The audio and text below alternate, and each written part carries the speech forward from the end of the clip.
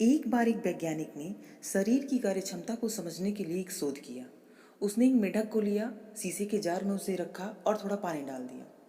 Jar के ढक्कन को खुला छोड़ दिया। वो जार के नीचे से हीट देना प्रारंभ किया।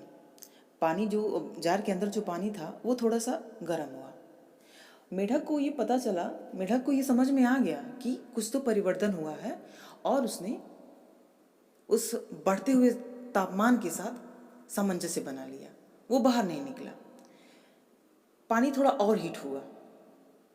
मेढक ने अपनी ऊर्जा को लगाया और उस बढ़ते हुए तापमान के साथ सामंजस्य बना लिया। वो इस बार भी बाहर नहीं निकला। वो जार में ही रहा। धीरे धीरे करके पानी का तापमान बढ़ता गया और मेढक अपनी ऊर्जा का इस्तेमाल करके उस बढ़ते हुए तापमान के साथ सामंजस्य बनाता रहा, लेकिन वो जार से बाहर नहीं निकला। अब एक ऐसा वक्त आया जब पानी खौलने लगा, पानी उबलने लगा। अब मेढक को लगा कि मैं इस उबलते हुए पानी में सामंजस्य नहीं बना सकता हूँ, अब मुझे बाहर निकलना ही होगा। और उसने अपनी पूरी शक्ति के साथ बाहर निकलने का प्रयास किया, लेकिन वो बाहर नहीं निकल पाया। क्यों नहीं निकल पाया?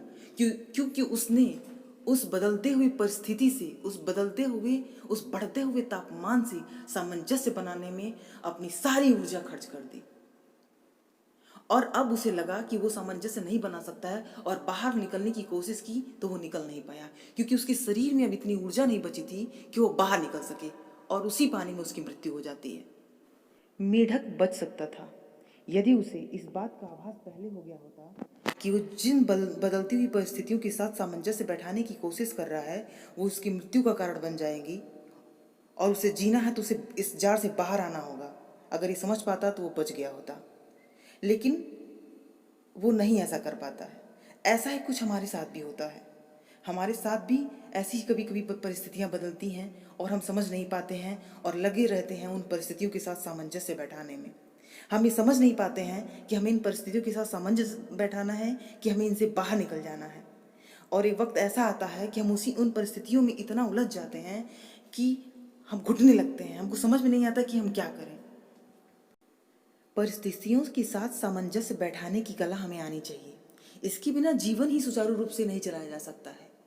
लेकिन अगर आपको ये लगे कि इन परिस्थितियों के साथ सामंजस्य बैठाने में आपकी क्षमता प्रभावित हो रही है, तो आप उससे बाहर निकल जाइए, वरना आपकी हालत भी उस मेढक की तरह होगी कि जब आपको इस बात का एहसास होगा कि मैं इन परिस्थितियों के साथ सामंजस्य नहीं बैठा सकता हूँ और मुझे बाहर आ जाना चाहिए, लेकिन स्थिति इतनी खराब हो चुकी होगी कि आप उस जगह से, उस परिस्थिति से, उस माहौल से बाहर नहीं आ पाएंगे, चाह के भी बाहर नहीं आ पाएंगे। इसलिए जब आपको लगे कि परिस्थितियां आपके अनुकूल नहीं हैं, सामंजस्य बैठाने की कोशिश करिए, लेकिन जब आपको लगे कि आप सामंजस्य नहीं बैठा पा रहे हैं, तो उससे बाहर हो जाइए।